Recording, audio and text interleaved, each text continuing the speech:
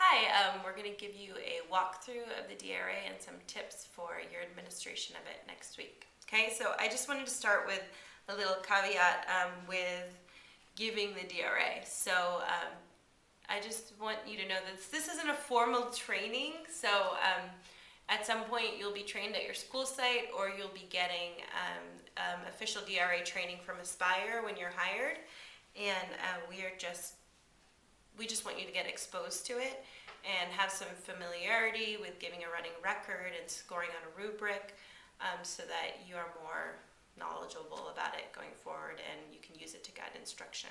So just wanted to put that out there for you. I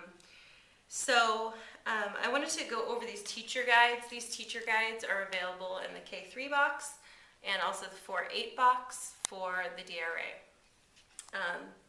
These teacher's guides are really helpful. The other guide that you'll have in there is the Black Line Master, and these have all the tests on them, and you'll use this to photocopy the test for your students. But the teacher guide has a lot of directions on how to give the assessment, so you really need to become familiar with it and read through parts where it talks about the different components. And then also another tab in here is talking about the assessment guidelines. So please make sure you read through this before you give the test next week. And you should find these in the box or near the box at your school site.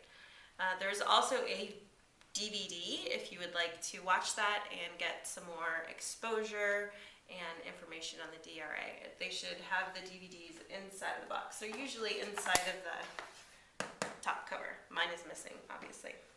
And then for the teacher's guide, inside of here is also all of the different examples for the DRA levels. So you'll find examples of what a prediction looks like, what a 3 looks like, what a 4 looks like. And you're not going to use this right now because you're not going to score the comprehension component of the assessment quite yet, but you will use these when you are discussing the grading of the rubric in your small group discussions. So we expect that you use these to grade the rubrics and not just grade them based on the rubric, because these give you very specific examples of what the students' work should be like or what their responses should sound like. All right? So next, what I wanted to go over is that after you give the DRA, you're going to scan a PDF of it and upload the PDF into your study group in Sakai.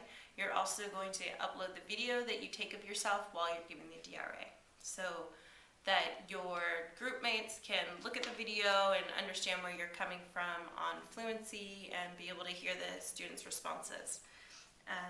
So in those study groups, you're going to be scoring the comprehension component of the DRA. So when you give the DRA, you can score the fluency component, and I would suggest that you do this only after watching the video so that you can remember what the phrasing sounded like and kind of check back on your work. And so you'll score the fluency component, scan it up, then as a group you'll score the comprehension part together. All right.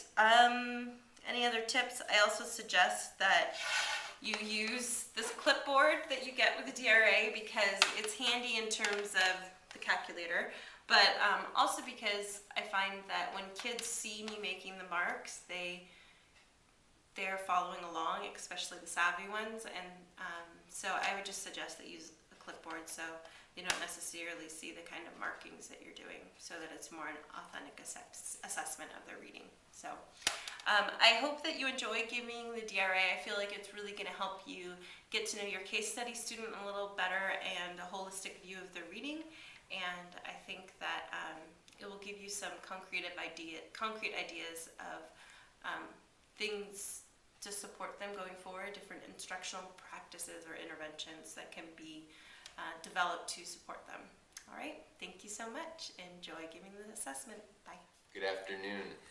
It's Mark here to talk to you about the DRA. You have the upcoming DRA assessment that you'll be administering this week, and I wanted to talk a little bit about what that looks like at the secondary level, and also a little bit about the DRA kit that you will find at your school.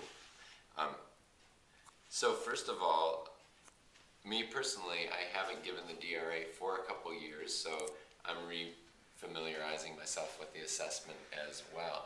This year, Aspire is requiring that all students, even through high school, if they're testing in ELA at a below basic or a far below basic, that they are given this DRA test. So I am doing this currently with my students. And it gives us a better picture about what's happening in terms of their reading and how that may be figuring into their academic achievement.